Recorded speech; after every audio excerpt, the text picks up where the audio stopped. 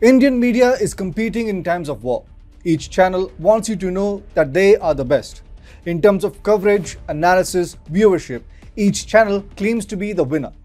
But all of them are behaving like they have skin in the game in Ukraine. And therefore, they are completely ignoring national news. Hi and welcome to TFI English, the national socio-political analysis arm of the TFI Media Group. I'm your host Piyush, and if you haven't subscribed to TFI English yet, hit the subscribe button and also click on the bell icon to receive all the recent updates. Coming back to the story, I will talk about Indian mainstream media houses competing amongst themselves to cover the Ukraine crisis, all the while ignoring national news. Let's begin. Sure, the war in Ukraine is a big newsworthy event. The resultant humanitarian crisis that has erupted all across Eastern Europe ought to be extensively reported on as well. Such wars are not regular anymore. For many, a conventional war of this scale will be the first they will witness panning out in their television or smartphone screens. It makes sense for European and Western news agencies to relentlessly report on the ongoing conflict in Ukraine. America, its allies, and Europe in particular have a stake in the ongoing war. India has no stake.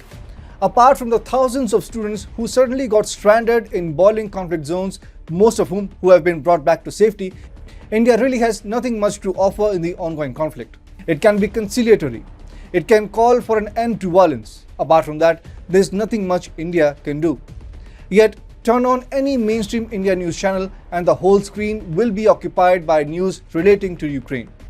Mind you, even news channels like CNN and BBC take frequent breaks from the crisis in Ukraine to focus on news from their countries and from around the world. Indian news channels, however, are displaying an unprecedented zeal to report on Ukraine throughout the day. While doing so, they are shamelessly competing with each other. We have the best graphics, we have the best reporters, we have the best experts. It's an all-out clown show playing out on Indian television channels that claim to be news presenters. In the process, news from India is being ignored. And the only news that does manage to make it on TV screen is that of the ongoing Uttar Pradesh elections.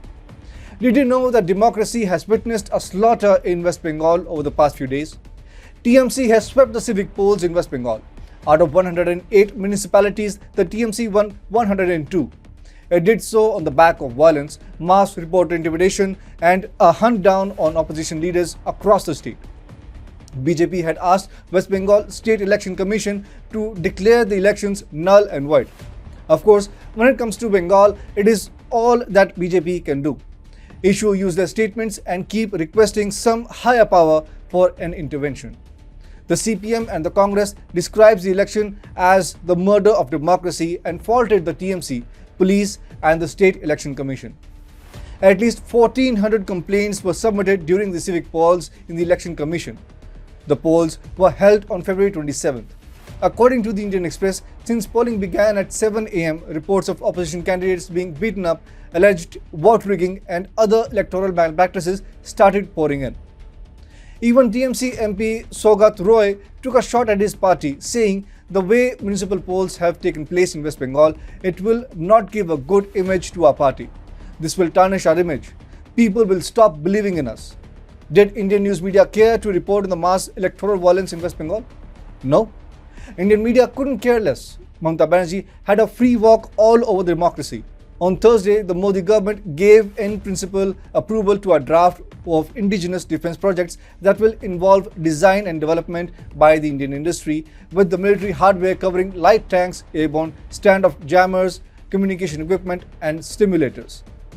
The Defense Ministry has cleared 9 such projects, 4 under Make 1 and 5 under Make 2 categories of the Defense Acquisition Procedure 2020. The move is a big push for Atmanirbharta in defense sector. The Defense Ministry said this is for the first time since the launch of industry-friendly DAP 2020 that Indian industry has been involved in development of big-ticket platforms such as light tank and communication equipment with Indian security protocols. Does mainstream media care? No. Remember Kishan Bharwad, Rupesh Pandey and Harsha? They were all killed by Islamists. Why? Because they spoke their mind. Rupesh Pandey, for one, was merely participating in a Visarjan process a day after Saraswati Puja. He was lynched to death by a mob of Islamists in Jharkhand. Kishan Bharwad was killed in Gujarat and Harsha in Karnataka. Do you remember Lavanya? She was a child who took her own life in Tamil Nadu to escape the torture of missionaries, who tried to coerce her into converting to Christianity. These were big crimes. With the war in Ukraine, they vanished. Nobody cares for the lives of these innocent Hindus anymore. Indian media needs to take a chill pill. The crisis in Ukraine is big, but national news can still be accommodated by news channels every now and then. If CNN and BBC can do so, there is no reason for Indian news channels to lose their sleep over crisis in Eastern Europe.